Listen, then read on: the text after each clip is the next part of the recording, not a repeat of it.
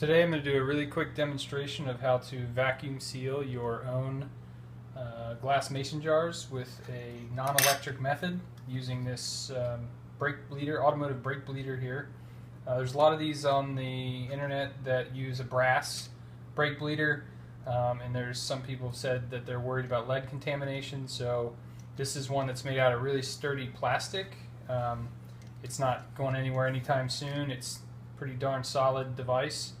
You can see here, if you zoom in just a little bit, you can see the dial on there, and the dial indicates the amount of pressure.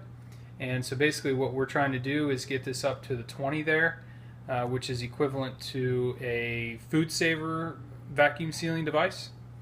So what we have here, I've already mentioned the automotive brake bleeder. We also have here a food saver wide mouth jar sealer.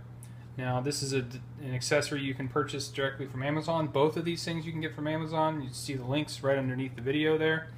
And basically this costs about $8, $8 or $9, and this thing is 30 something. So it's a pretty cheap solution for a non-electric method to seal mason jars, where you've got really only one or two moving parts here, so there's not a lot to fail. And from what I've read, these things are built to last a really long time. In the box with this Mighty Vac guy here comes actually 2 hoses and a number of other attachments and stuff. So you can use this for a lot of other stuff where you might need to suck the air out of something. Leave that to your imagination. So at this point now, it's really simple. All you do is you take your regular old mason jar lid here, and in this case I'm just going to reseal some coffee beans after I ground a little bit for the coffee maker there. And now I'm just going to keep this under a vacuum seal. So it's super easy. Just toss that on there. Take this lid. You can see it's got this little rubber gasket, but all you do is you don't have to worry about anything. You just pop that on. You take the nozzle here and stick it in the hole there, and then you pump until you get to 20. So if you do this with a pint-sized jar, it gets up a little quicker and it's a little easier. If you do this with a quart-sized jar like we're doing here, it takes a little bit longer, but it's not terribly difficult. You can switch hands if you want. If you switch to your left hand, this thing actually rotates, which is kind of cool. So if you have trouble with your hands, or if you want to use it as a workout, you can do that as well. Believe it or not, it does. If you're doing like a half-gallon size jar, it takes considerable effort to get it up to 20. I mean, it's totally doable, but it's something where you can get a nice little workout. So you see the dial's at 20 there.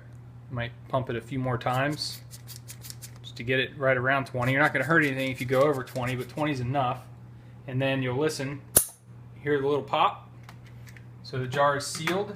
I've done this now quite a few times, and the seal will hold as long as you've got, just like normal canning, as long as you have a decent lid that's in good shape.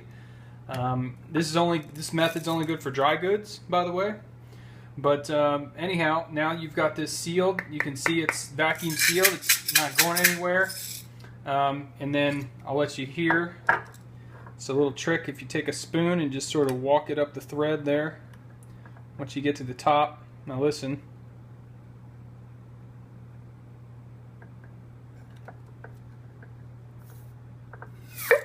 So you probably heard that pop, and now it's open again. So you can also use your shirt or use a little, little rubber jar opener to kind of just pop the lid off there. But using the spoon like that keeps you from bending the lid. It's better to reuse it. So that's it.